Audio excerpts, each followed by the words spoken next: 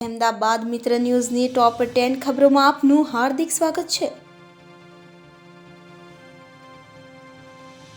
ગુજરાત હાઈકોર્ટે તમામ મહાનગરપાલિકાને શહેરમાં ગેરકાયદે ચાલતા ગેમ ઝોનમાં તપાસના આદેશ આપ્યા છે। ગુજરાત સરકારે રાજ્યમાં તમામ શહેરમાં મંદિર, મસ્જિદ, school, college, mall, theatre, food market, વસ્તી ગીચતા ધરાવતા માર્કેટ, ગેમ ઝોન સહિતના તમામ સ્થળો કે જ્યાં મોટી સંખ્યામાં પ્રજા એકઠી થાય છે તે તમામ સ્થળોની ચકાસણી કરવા માટે આદેશ આપવામાં આવ્યા છે। તમામ જિલ્લા કલેક્ટરોને જેની પાસે ફાયર એનઓસી ન હોય તેની સામે ગુનો નોંધવા આદેશ કર્યો હતો। આ નિર્ણયને પગલે કલેક્ટરોએ જિલ્લા પોલીસ વડાને સૂચના આપી દીધી છે કે જેમાં ગુના નોંધવા માટે સ્પષ્ટ ઉલ્લેખ કરી અને કડક પગલાં ભરવા આદેશ કર્યા છે। આગામી 3 દિવસ રાજ્યના 4 જિલ્લાઓમાં આંધી વંટોળની શક્યતા, જેમાં કચ્છ, સાબરકાંઠા, પાટણ અને સુરેન્દ્રનગર જિલ્લામાં ધૂળની ડમરી ઉડશે। આ ઉપરાંત હાલમાં ગુજરાત રાજ્યના એક પણ જિલ્લામાં આગામી 5 દિવસ દરમિયાન વરસાદની શક્યતા નથી, પરંતુ અરબ સાગરમાં હલચલને કારણે કચ્છના અખાતમાં માછીમારોને દરિયો ન ખેડવા સૂચના આપવામાં આવી છે। આગામી 4 દિવસ દરમિયાન માછીમારોને દરિયો ન ખેડવા સૂચના આપવામાં આવી છે। સાથે જ દરિયામાં યલો એલર્ટ જાહેર કરવામાં આવ્યું છે।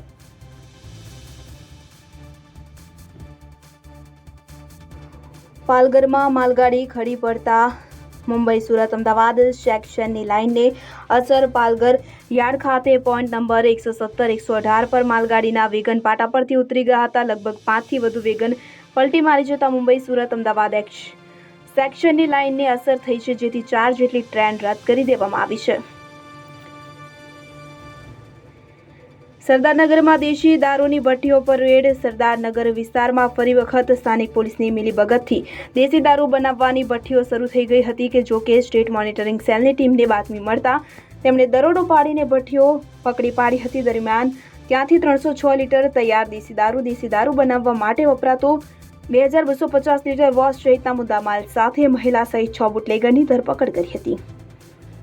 અમદાવાદમાં સિંધુભવન રોડ પર આવેલું ગેમ ઝોન સહિત 5 સીલ કરવામાં આવ્યા। શહેરના સિંધુભવન રોડ ઉપર આવેલું મોટું શોર્ટ્સ ગેમ ઝોનને પણ આજે ઉત્તર પશ્ચિમના એસ્ટેટ વિભાગ દ્વારા સીલ મારવામાં આવ્યું છે। બીયુ પરમિશન મુજબનું બાંધકામ હોવું જોઈએ તે પ્રમાણેનું બાંધકામ ન હોવાને કારણે તેને સીલ મારવામાં આવ્યું છે। આજે ચેકિંગ દરમિયાન સિલજ વિસ્તારમાં આવેલા 3 ગેમ ઝોનમાં પરમિશન વિના જ ખુલ્લા પ્લોટમાં ચાલુ કરી દેવામાં આવ્યા હતા, તેમજ 2 ગેમ ઝોન દ્વારા ફાયર એનઓસી લેવામાં આવી ન હતી। અમદાવાદમાં સિંધુભવન રોડ પર આવેલું શોર્ટ્સ ગેમ ઝોન સહિત 5 સીલ કરવામાં આવ્યા।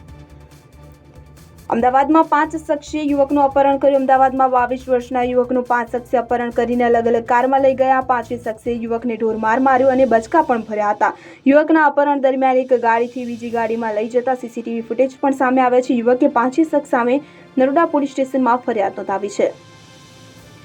પ્રીપેડ સ્માર્ટ એનર્જી મીટરમાં અબજો રૂપિયાના કૌભાંડની આશંકા। કેન્દ્ર સરકારના પાવર મંત્રાલય દ્વારા દેશભરની વીજ કંપનીઓના ગ્રાહકોને ફરજિયાત પ્રીપેડ સ્માર્ટ એનર્જી મીટર આપવાની સ્કીમ સાથે વીજ ગ્રાહકોમાં અસંતોષ અને આક્રોશ ભભૂકી રહ્યો છે। પ્રીપેડ સ્માર્ટ એનર્જી મીટરનું અબજો રૂપિયાના કૌભાંડના ષડયંત્ર સામે ગ્રાહક સુરક્ષાનો ઉગ્ર વિરોધ છે।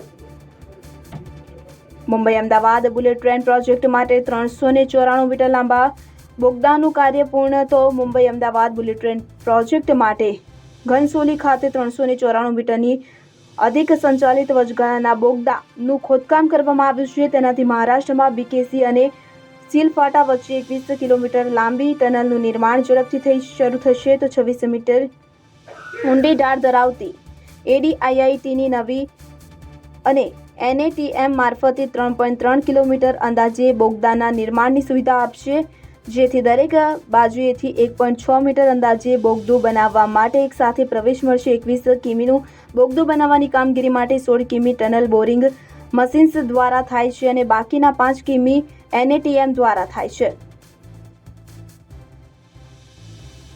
સાણંદના ચેખલા પાસે રોડ પર ખાનગી લક્ઝરી બસના ટાયરમાં આગ ભભૂકી। સાણંદના કડી રોડ પર ચેખલા ગામ પાસે ખાનગી લક્ઝરી બસના ટાયરમાં એકદમ આગ ભભૂકી હતી। જો કે બસ ખાલી હતી, તેમજ ચાલકે સમય સૂચકતા વાપરી બસને રોડની સાઈડમાં ઊભી રાખી હતી। ઘટનામાં કોઈ જાનહાનિ ન થતા લોકોએ રાહત અનુભવી હતી। સૂત્રો પાસેથી મળતી માહિતી મુજબ કડીથી ખાનગી લક્ઝરી બસનો ચાલક સાણંદ જીઆઈડીસીમાં ખાનગી કંપનીમાં નોકરી કરતા સ્ટાફને લેવા માટે રાત્રે નીકળ્યો હતો।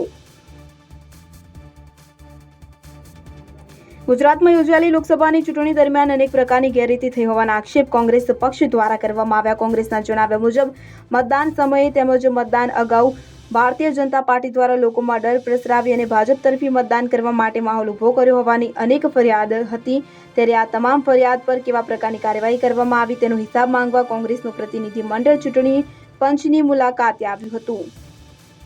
અહેમદાબાદ મિત્ર ન્યૂઝની યુટ્યુબ ચેનલને સબસ્ક્રાઇબ કરો અને બેલ આઇકોન જરૂરથી દબાવો, જેથી દરેક મહત્વના વિડીયોની નોટિફિકેશન તમને મળતા રહેશે.